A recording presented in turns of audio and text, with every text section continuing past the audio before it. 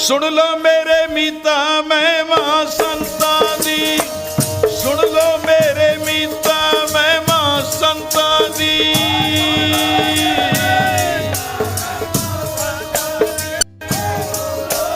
गज के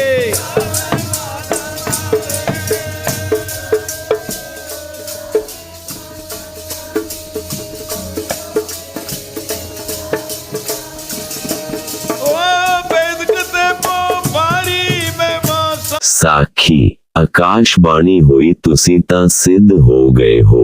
बाबा जी दस रहे सन, असी भंगाणी साहिब गुरुद्वारे रहिंदे सी। दृष्टांत होया कि देखिया कि असी जुत्ती पा के ही दरबार साहिब विच चले गए। बाबा जी आखदे सानू सोजी भी है कि असी जुत्ती पा के आ वड़े।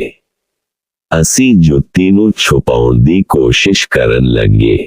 इन्ने नू बड़ी प्यारी आवाज आई कि संत जी आ जाओ, हुण तां तुसी सिद्ध हो गए, हुण तुहानू कोई दोष नहीं है। सिद्ध होण दी पदवी बहुत बड़ी पदवी है। ग्रंथां विच उच्ची पदवी लिखी है। आकाशबाणी बारे भी ग्रंथां विच लिखिया होया है। परमात्मा अपने प्यारिਆਂ ਨੂੰ आकाशबाणी राही ही संदेशा भेजदा है। आकाशबाणी बहुत ही प्यारिਆਂ भगतां ਨੂੰ ਹੁੰਦੀ है। ਇਹ गुरुद्वारा पाउंटा साहिब तो 18 किलोमीटर अगे है।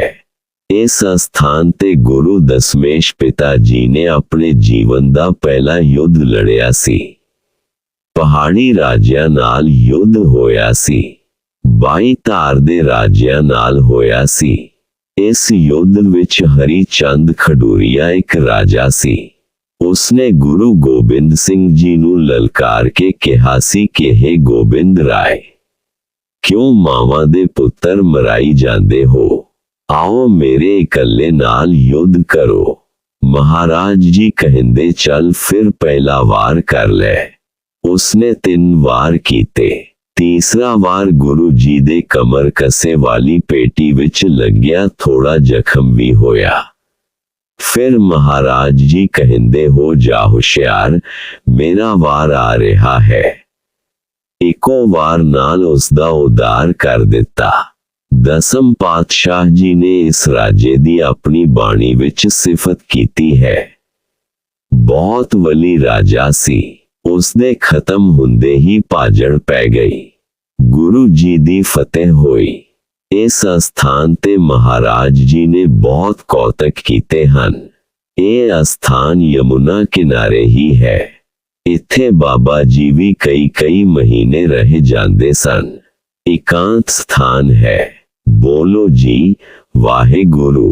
साखी आकाशबाणी हुई संत तां पए हन।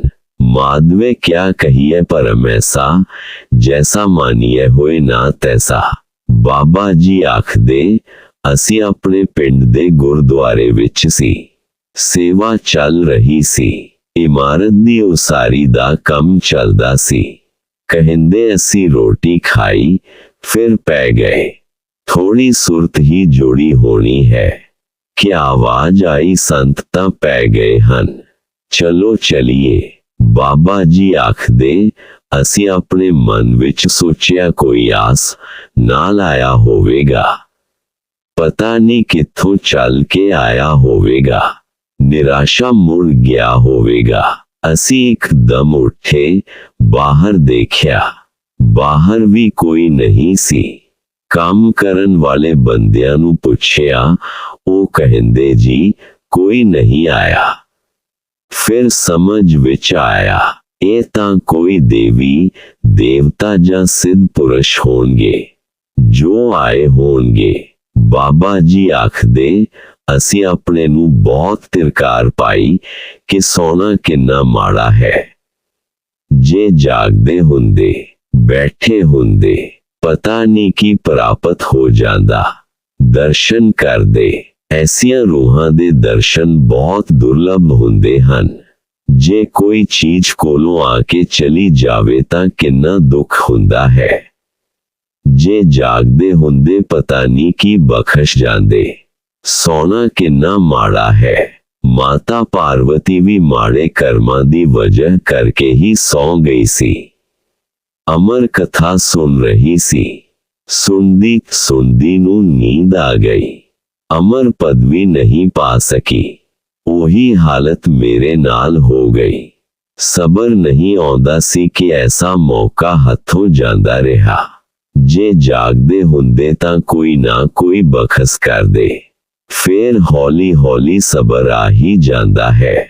ਚਲੋ ਸੰਤ ਤਾਂ ਕਹੇ ਗਏ ਹਨ। ਸੰਤ ਦੀ ਪਦਵੀ ਹੀ ਸਹੀ ਜੋ ਦੇ ਗਏ ਹਨ।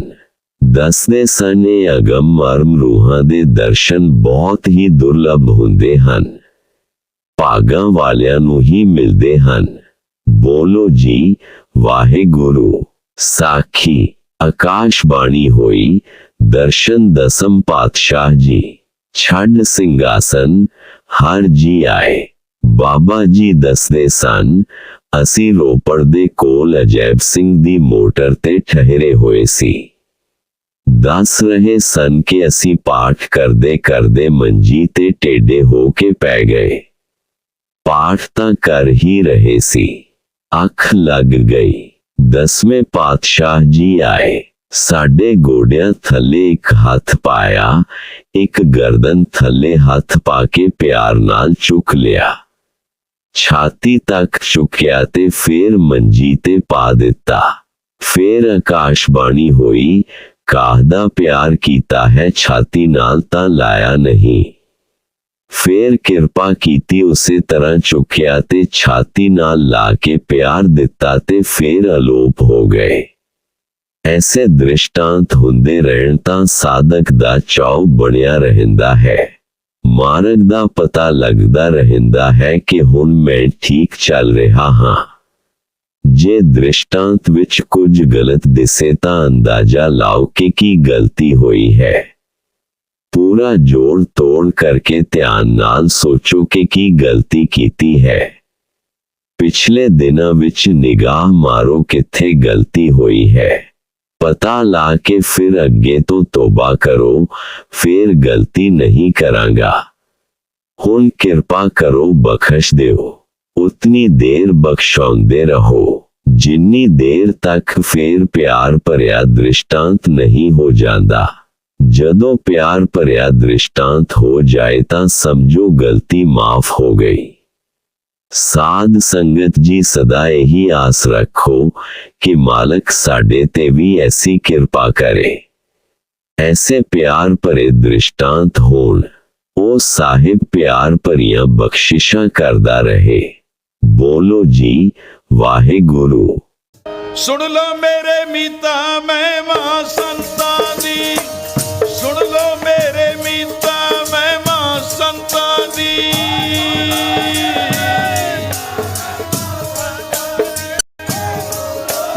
ਗੱਜ ਕੇ